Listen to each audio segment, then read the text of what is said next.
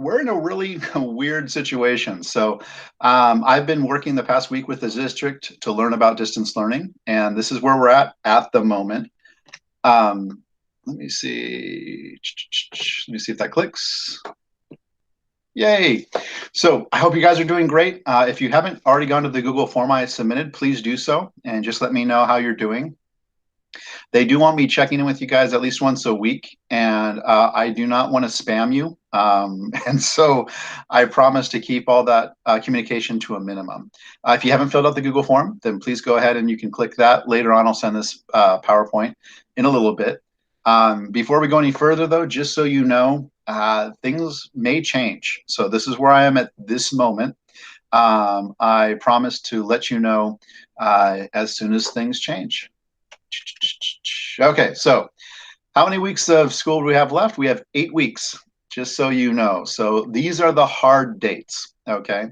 So as you can tell, today's April 13th, and we're having an info meeting. Next week is when distance learning officially begins, okay? Then you will have your grading period will actually be May 15th. They wanted to make sure that all teachers had time to grade everything, and I'll talk about that in a second. And then your AP test is going to be May 21st at 11 a.m. online. Okay. After that, we'll have a couple weeks left of class, and then the semester is still last day is June 5th.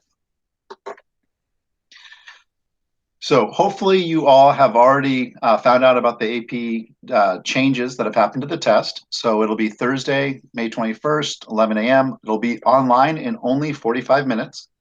It'll be 1 DBQ with only 5 documents, 10-point rubric. And if you'd like more information, I've got the College Board website there. And then I have a couple of videos from, I think it's Heimler History. If you guys have seen either of those videos, could you just nod for me so I can just see? Yes or no? Yeah? No? Yes, no? Okay, that's totally fine. Just so you know, this guy has a YouTube channel, and I thought he does a pretty good job of being relatively engaging. And so I thought he was much better than the other AP videos I've seen. So you can check that out if you'd like. So knowing all those things, what do you need to do at this moment? Well, if you're taking the test, I think number one, you've got to get really good at writing the DBQ essays. And so fortunately, we spent a lot of time on this, especially the groupings. And so I'm feeling pretty confident in you guys to be able to do this. But I've got the link to the rubric. So you need to know that. I would recommend that you have like printed out in front of you. You have that rubric just right there for you. Or create a mnemonic for yourself to remember the 10 points. The second thing that I think you need to do is you need to know the story of history. Okay. Now, fortunately, we only have 700 years of history that you need to know, which I realize is daunting, but much better than the normal couple thousand that you normally do. The units are from basically 1200 to 1900. And so congratulations, you've already learned all the content you need for the test. Okay. You're welcome. The other thing is that if you want to know, well, what specifically do I need to know? The College Board has these things called HIST, which is in a framework, and I've got the link there for you. It's on pages 36 through 131. So that is what they're allowed to test you on. So even though it'll be 1 DBQ, it'll be something on those pages which you'll drill down on. All right. If you know that history, that'll help you with the context point. And that'll also help you with kind of decoding the documents and why they're important. So what is class going to look like for me? What is our class going to look like? Well, just so you know, the district has already given me a lot of guidance on just in general what needs to be happening. The 2 things I want you to really notice here, 3 things is my top priority is for you guys to be okay. And so that's our number 1 goal, both for the students and for the teachers. The second thing is that it's going to be asynchronous first. So I am so glad that you guys have been able to be online with me, but I'm going to, as much as possible, do things asynchronous, which means I'll tape things or I'll put something up and then you can do it when you're available. And then the other thing is there in bright red, which you're probably most interested in, which means that your grades will be grade improvement only. Okay, so I will be giving assignments, but they are only to improve your grade. That's called no harm grading, and I'll talk about that in a second, like right now. So what'll happen is that everything you turned in before we went on quarantine, I am grading that, and I've almost got it. You guys have almost got it done. I've got a lot to do in AP Human Geography, but once I enter in those grades, that's your floor. Okay, that's the lowest grade you'll get at the semester. So if you have an A by the time I'm done with that, then that's your grade for the semester.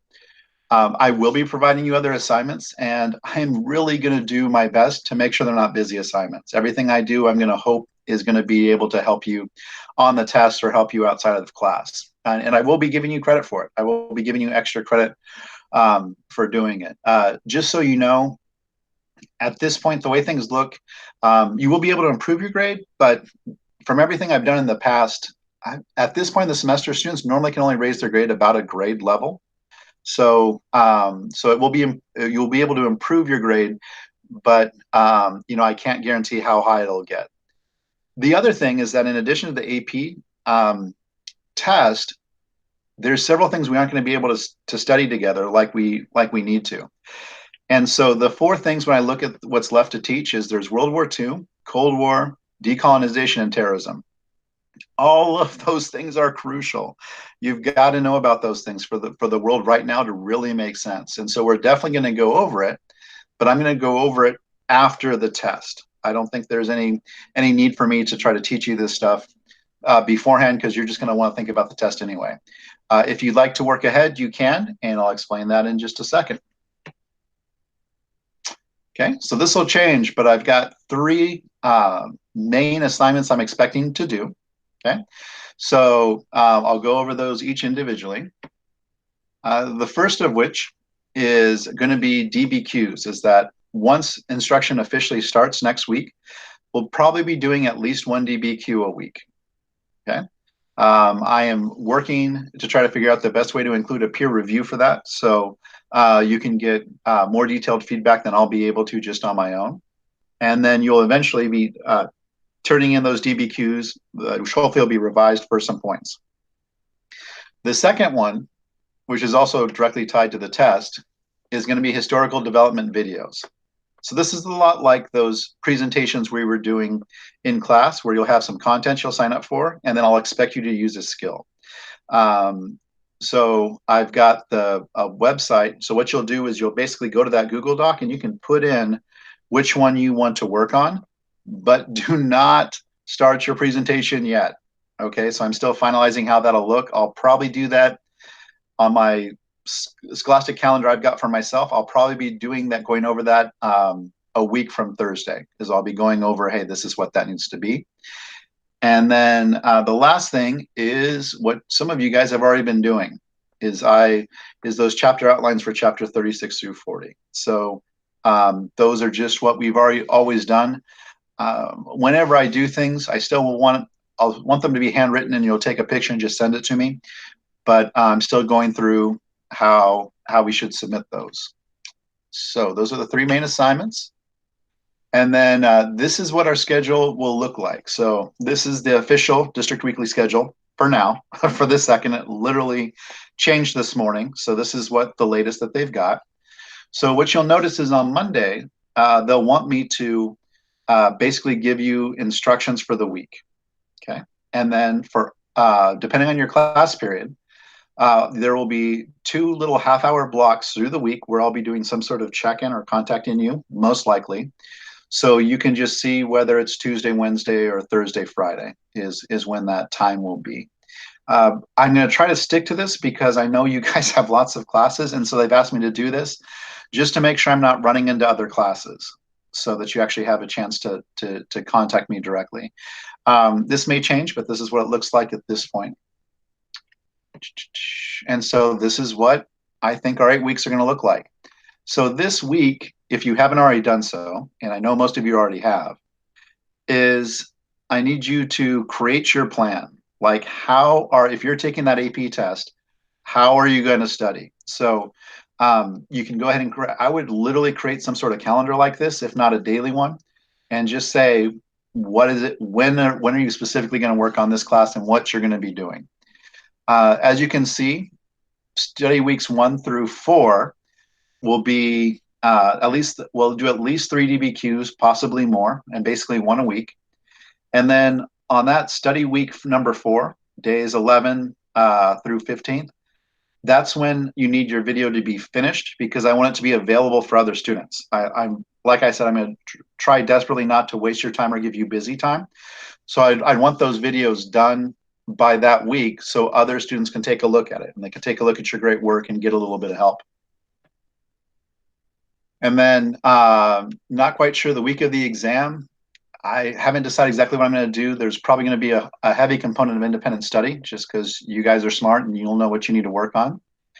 And then we'll have a mad dash the last 2 weeks of school. So we'll have chapters 36 through 40. Like I said, I can't, just like how in class I would talk about the coronavirus, just because I'm your social studies teacher and we've got to talk about it.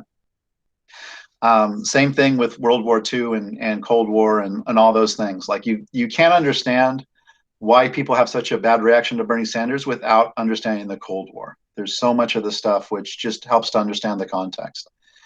And so yeah, so that's where we're at. So if you have any questions, the best way to contact me is in Jupiter Grades. And then if you'd like to sign up for a historical development, but don't start it. Again, that's that bit.ly that you can go into. It should be a Google Doc that you can just modify. So please just go ahead and put your name down where you'd like to be.